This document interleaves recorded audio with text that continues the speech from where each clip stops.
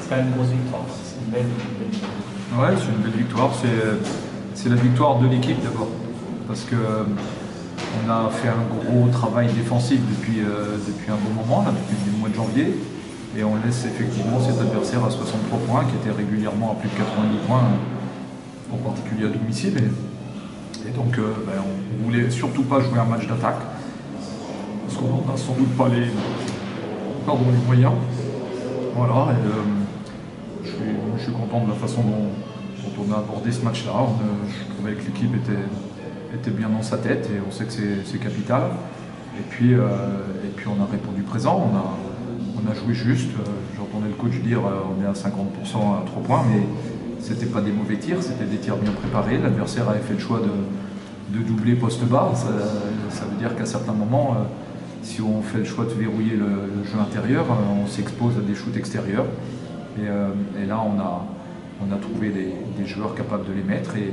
Et si on regarde notre pourcentage de réussite à 3 points depuis quelques matchs, il est meilleur que ce qu'on faisait avant.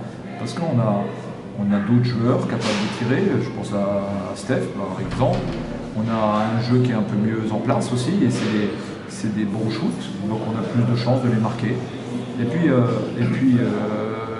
on l'a gagné aussi avec le travail qu'on a fait depuis un mois, que ce soit physiquement d'abord, parce qu'on a été capable de tenir cette intensité défensive pendant tout le match, et pour avoir mis en confiance des joueurs du banc, je pense à Séraphin particulièrement en fait.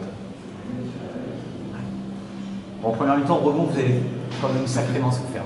Ouais, mais c'est aussi le prix à payer des prises de risque que nous on prend défensivement. On n'a pas été suffisamment vigilant sur le rebond offensif, et pourtant Bonds, on le savait. Il est simplement lui, en première mi-temps, il en prend 8, je crois, 8 sur 17 ou quelque chose comme ça. Voilà, et je pense qu'on en a pris moins au rebond offensif en deuxième mi-temps. Ouais, ils finissent à 20, ça veut dire qu'on en a laissé que 3. Et ça veut dire qu'on a mieux contrôlé cette donnée. Être à moins 3 ou moins 4, moins 3 à la mi-temps en ayant laissé 17 rebonds offensifs, c'était la clé. C'était la clé, il fallait verrouiller ça. Et après, ça allait être un petit peu plus compliqué pour l'adversaire. L'équipe a aussi quand même été maintenue par le tandem Samir-Mickaël, qui a été longtemps, même jusque dans le troisième. C'est eux quand même qui tiennent un peu la baraque, Mickaël et Samir. C'est important aussi de pouvoir se reposer sur des joueurs comme ça. Oui, c'est bien qu'ils élèvent leur niveau au bon moment. Là, on est parti sur la phase 2, c'est quasiment une phase de play-off. Et ils élèvent leur niveau de jeu au bon moment. Et ça se sentait déjà depuis quelques temps. Samir, on l'avait remis bien en confiance. Mickaël, on sentait qu'il reprenait, ça n'avait rien à voir avec le début de saison. Et voilà, là, il nous a bien lancé, il a bien contrôlé le tempo surtout. Et c'était la clé ici pour pas que l'adversaire s'enflamme. Ouais. Et oui, c'est vrai que les joueurs du banc, même tu jouais avec Elias pendant jusqu'à la 37e quasiment. Ouais, Elias 11 minutes. Ouais. Oui, mais c'est ce qu'on a déjà fait en préparation. Le match de Lorient qui joue à 1 point. Oui, Mickaël. Oui, mais ça n'empêche rien. Ça veut dire que surtout, je laisse Mickaël récupérer. Et puis il est frais pour jouer les 3 ou 4 dernières minutes.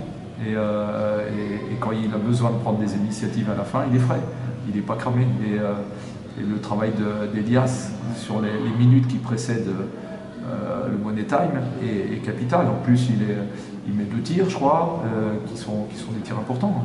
Ça veut dire que tu as confiance en lui, que tu as un vrai groupe de 10. Là, les 10 joueurs, Calvin joue que 9 minutes, Elias en joue 11, et puis tout le reste, c'est 32 maximum, et puis 17. Ça veut dire que c'est la victoire d'une équipe. Ouais.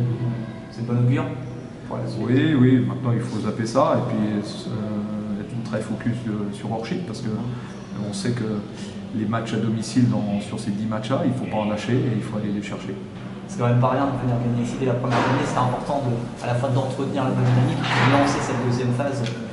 Oui, on lance bien la deuxième phase, mais il ne faut pas s'arrêter là-dessus. Il ne faut surtout pas changer l'état d'esprit et changer la façon de jouer. Il faut rester sur cette dynamique, comme tu le dis, mais aussi sur les intentions de jeu. Oui, parce qu'aujourd'hui, il n'y a pas de personne qui tire la couverture à lui.